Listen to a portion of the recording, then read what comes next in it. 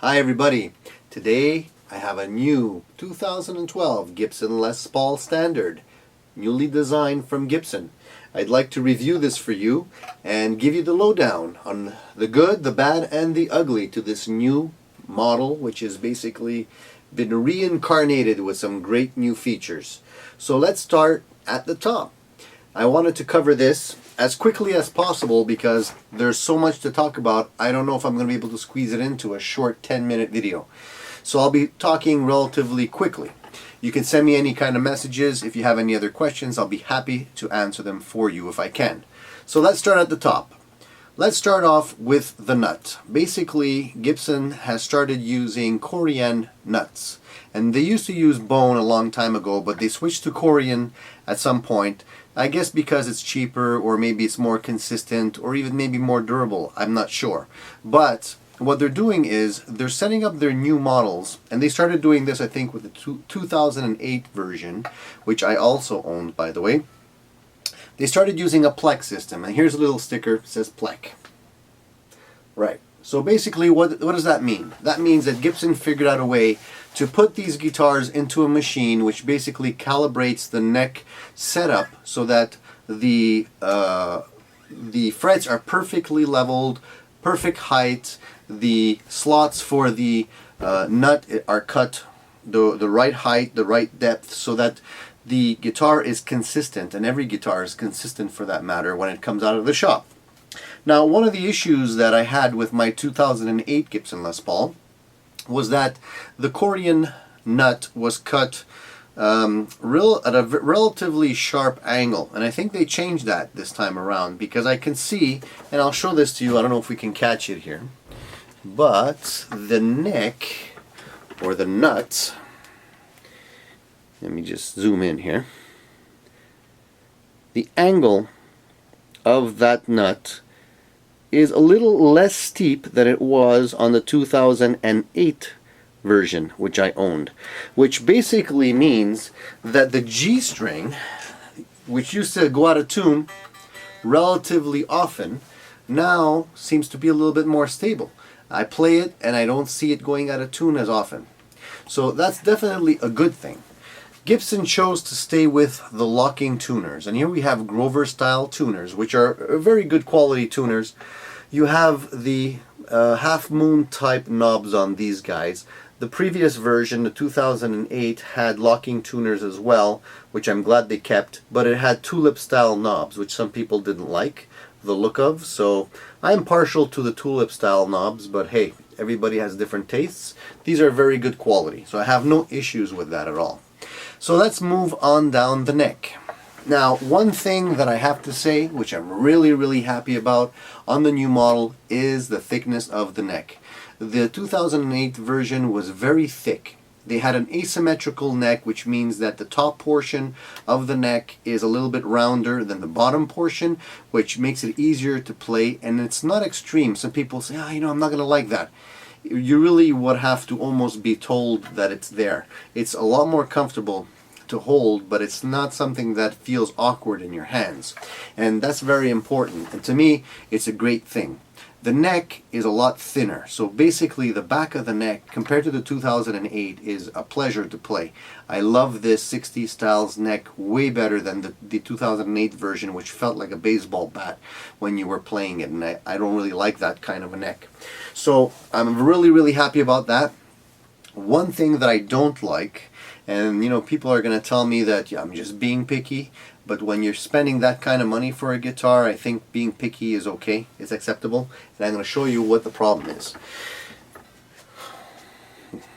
Okay, you see the rosewood fretboard here? I don't know if you can actually see what I'm talking about, but it's a little bit light, and maybe it won't be picked up quite well on camera, but I like a rosewood neck to really be rosewood color, and it is rosewood, but it's relatively light. You can see the grains that are a little bit lighter, and I don't really like that. I would prefer something a little darker. Now, it's nothing major, but it's something that I did notice and something I wanted to point out to you guys. So besides that, everything else with the neck is fine. The frets are medium. They're not jumbo frets. I think I prefer jumbo a little bit better than the mediums, but it still plays like a dream. No issues there. The fit and finish with the neck pocket, no issues at all. And I'll just show you the glue joint. A lot of people want to see that, so I'll show you what I mean.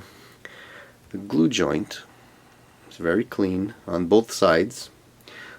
There's no issues with any kind of glue left over there, and that usually you can tell if the quality installation of the neck was done properly at the joint there. And you see that there's no issues. The finish of the guitar body is striking. You can see the flame, really nice flame on the guitar. I'll try and get a little bit of light on it so you can see what I'm talking about. Great flame, no issues with that at all. Moving on down the guitar. This is something I have an issue with. Okay, the neck issue is okay. We talked about that. The strap locks. I mean, okay, you're gonna say, don't start talking about strap locks. What's the big deal? 2008 version had locking strap buttons here, and when you're spending this kind of money on a guitar, I think locking strap buttons would be really great, because you don't want to drop the guitar by accident when you have it installed on your strap. It's not a big deal, but I find that you know, going to the traditional strap button is fine, but I would have preferred to still have the locking strap button there. One other thing is the pickups. The pickups are Burstbucker pickups, and they sound nice, but I don't really like the neck pickup. I find it's a little bit too bassy and a little bit too muddy for my taste. The bridge pickup is fine, but the neck doesn't quite do it for me. I don't know why that is. Maybe I also lowered the height on these pickups because I found that they were too bassy, and I thought maybe I'd lower it a little bit to try and get rid of some of that bassiness. It's still there. So that's one of the issues I have with the guitar as well. The other thing on this guitar is the bridge. Bridge, good quality bridge, and it's still a locking bridge. And a lot of people have asked me, is it or not? And I'm just going to show you. See over here, we have a little hex screw there. Basically, what that does is it locks this bridge stop or tail stop into place on the poles here, on the two pole pieces on either end. And basically what that does is it gives you better sustain because you're in constant contact with, you know, metal on metal. And also when you're changing your strings, this doesn't just fall out and scratch your guitar, fall on the floor, get all scratched up and whatnot. So it's a great thing that they kept that. One of the things that I'm glad they didn't keep on this particular version is the locking output jack. Why would you want to lock your output jack? That's something I never understood. A lot of people complained about that. I'm one of them. You know, I think it was just you know, some sort of a gadget, and wasn't very functional. You'd not only pull out your jack completely, you'd wreck your you know, your lead as well. So what's the point of having that? I don't know. They finally decided to remove it. I think that's a great thing. Moving on, the electronics. Okay, most of this is where the 2012 is very different, radically different than the 2008. The reason for that is that every one of these pots does something different. So you have the two volume pots that basically are coil taps and split the pickups so that you're dealing with, instead of humbuckers now you have split pickups.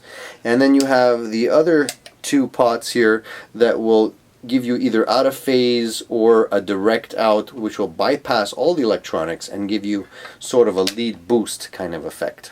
Okay, and I'll talk about this in another video that I'll actually go in and play the guitar so you can actually hear sound clips of this, and you can decide whether or not it's worthwhile for you and your style of playing, you know, if you really want to invest in a guitar with these features. Let's look at the back. This is something that a lot of people haven't shown yet, and it's basically a gut shot. Okay, and in here we can see that Gibson has chosen to keep using a PC board to mount the pots. Is this a good thing? Well, you got to make up your own mind about that. For me, I don't like it. The reason why I don't like it is because I like to work on my own guitars. And if ever anything goes haywire with the pots, you got to basically work on a PC board instead of just wires and pots, which become a lot more tricky. If ever you want to change the layout of your pots and you want to not necessarily have this particular configuration, you got to basically strip everything out of here, and that becomes expensive. You can't reuse the different pots because the way they're mounted on the boards, and if ever there's an issue, you're gonna have to contact Gibson and get a whole new PC board, which will probably be pretty expensive. So for me, I don't really like it. Some people might say it's more convenient. For me, I feel the opposite. I like to be able to work on my guitars. As far as the switch goes, there's nothing really crazy to report there. It's pretty much standard switch. You can see the cavity there. Nothing new to report there. The body itself is weight relieved, and what that means is that they actually took out some wood inside this this chunk of wood that makes up the Gibson Les Paul body to lighten it up, and they do that with a CNC machine in strategic areas. And what that basically does is it lightens up the body and makes it a little bit less heavy to lug around when you're playing. I do like that very much. The guitar is still about 8 pounds, maybe a little bit more than 8 pounds. It's not a light guitar by any means. I mean, it still has some weight to it, but it's a lot better than having to carry around a 10 or 11 or 12 pound guitar. And if you're playing for 3-4 hours at a time, you're gonna feel the difference. And for me, it's a good compromise. So all in all, it's a great guitar. I really like it a lot. I'm happy with it, and I think for anybody that's been kind of waiting to go for a Gibson Les Paul, it's a good compromise. It's giving you some new features with the classic look, great finishing, great neck, and you really can't go wrong with the Gibson tone. So listen for our next video, and we'll play this guitar through that Marshall Plexi back there, and we're gonna make you hear what all this crazy electronic stuff really means in terms of tone. So stay tuned and give me your feedback on the guitar, and if you have any questions, don't hesitate to drop me a line. Thank you.